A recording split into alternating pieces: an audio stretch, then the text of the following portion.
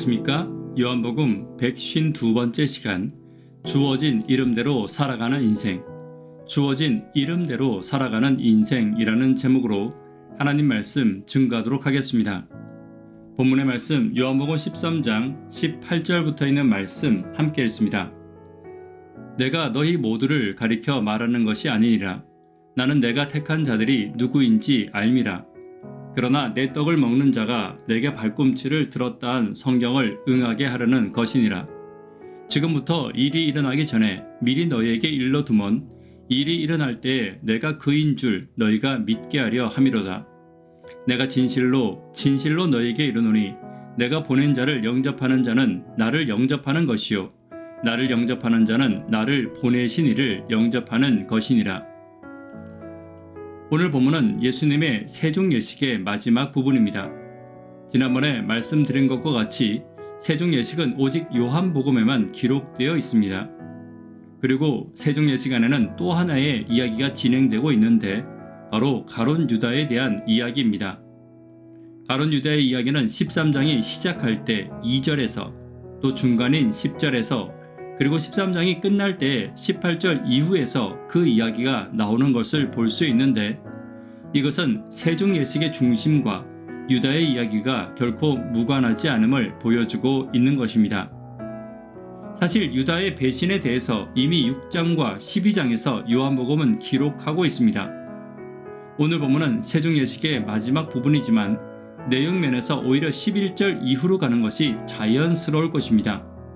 그러나 예수님은 섬김의 본을 보이시며 제자들에게 앞으로의 사명을 알려주시고 계시면서도 결코 가룟 유다를 마음에서 생각에서 지우실 수 없으셨던 것입니다.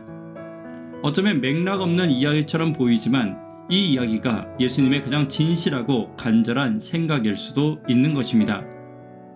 오늘은 가룟 유다를 향한 예수님의 간절한 마음을 살피며 오늘 우리를 향한 예수님의 같은 마음을 다시 한번 새기는 시간이 되기를 간절히 바랍니다. 첫 번째는 이름대로 살기를 회복해야 합니다. 18절입니다. 내가 너희 모두를 가리켜 말하는 것이 아니니라. 나는 내가 택한 자들이 누구인지 알미라. 그러나 내 떡을 먹는 자가 내게 발꿈치를 들었다 한 성경을 응하게 하려는 것이니라.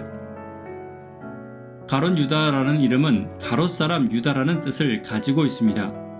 우리 번역에는 가룟 유다라고 되어 있지만 원래 히브리어는 다른 제자들은 갈릴리 출신인데 비해 그는 유다의 도시 출신임을 명확히 구분하고 있는 것입니다.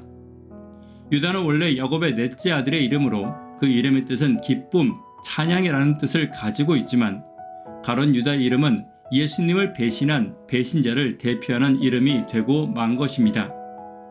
성경의 기록과는 다르게 영화나 연극에서는 배신자 유다를 동정하고 그의 인간적인 면을 드러내 보이려고 할 때가 있습니다. 그러나 그는 자신의 목적과 계획을 가지고 예수를 따랐던 제자였으며 그는 자신의 계획에 예수를 앞세웠던 철저히 계산된 신앙을 하는 사람이었습니다. 자칫 우리도 같은 실수를 할 수 있을 것입니다. 특히 복음을 전하는 목사나 혹은 교회 일을 하는 누군가가 이런 실수 가운데 있을 수 있습니다. 자신의 이름을 높이기 위해 또 자신의 모습을 더 드러내기 위해 예수의 이름을 사용할 수도 있을 것입니다. 그러나 기억해야 할 것은 유다의 이름과 같이 우리의 이름도 성도라는 이름으로 거룩한 이름을 가지고 있고 우리의 이름에는 그에 맞는 사명이 있음을 함께 기억해야 합니다. 오늘 우리의 이름인 성도의 이름이 부끄럽지 않게 예수의 이름을 높이며 하나님의 영광을 위해 살아가는 저와 여러분 되기를 간절히 바랍니다. 두 번째는 유다는 예수님의 사랑의 대상임을 기억해야 합니다. 오늘 18절 본문의 문장을 직역하면 내 떡을 먹는 자가 내 위에 발꿈치를 올려 놓았다로 번역할 수 있습니다. 여기서 내 떡을 먹는 자를 우리말로 바꾼다면 한솥밥을 먹는 공동체 혹은 가족으로 바꾸어도 자연스러울 것입니다. 함께 살던 사람이 자신의 발을 내 위에 올리는 행위는 짓밟는 행위를 말합니다. 바로 조금 전에 예수님께서 씻기신 그 발로 예수를 짓밟고 있음을 말씀하고 계신 것입니다. 발꿈치를 뜻하는 히브리어는 아케브인데 유다는 예수님이 말씀하신 자가 바로 자신임을 느꼈고 아마도 화가 났을 것입니다. 그리고 예수님이 자신의 기대대로 하고 있지 않음을 실망했을 것입니다. 우리는 누군가가 내 기대대로 하지 않을 때 실망합니다. 내가 분명히 배신한 것인데 오히려 내가 배신당하는 것과 같은 실망감과 분노를 유다는 느끼고 있는 것입니다. 그러나 예수는 자신의 택한 자를 결코 배신한 일이 없으셨습니다. 예수님께서는 다른 제자들과 마찬가지로 유다 역시 용서와 사랑의 대상으로 대하고 계셨던 것입니다. 그러므로 다른 제자들 모르게 유다를 배려하시며 유다가 회개하는 것이 그에게 혹시나 부끄러움이 되어 회개하지 못하지 않을지 노심초사하시며 다른 제자들에게 숨기시고 유다를 권고하고 계신 것입니다.